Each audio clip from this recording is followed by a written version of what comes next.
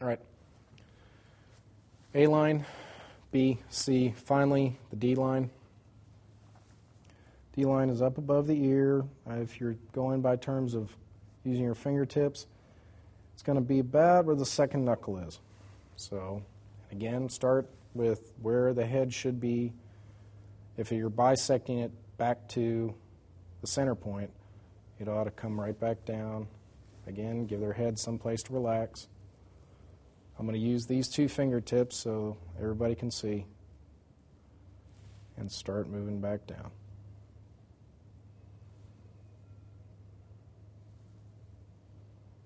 Again, if you run into a tight spot or a soft spot, just leave the fingers there, leave them behind. You'll know it. You'll feel it. You'll get a bit of a harder blood pump, or you'll feel some tension, or you'll feel something that just isn't quite right.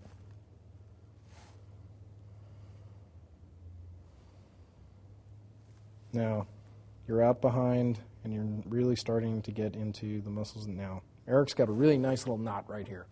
So we're going to work on that. And we're going to leave the hand behind.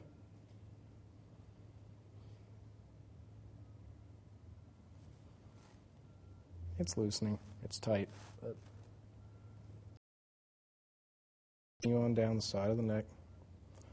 You're now working into the musculature. You're going to, again, push through, find the countertop at the bottom. Don't push any harder than that.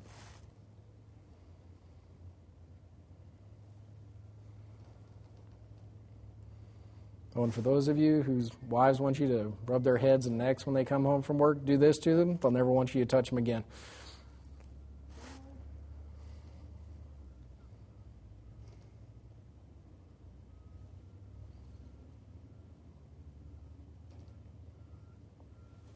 And that's the D line.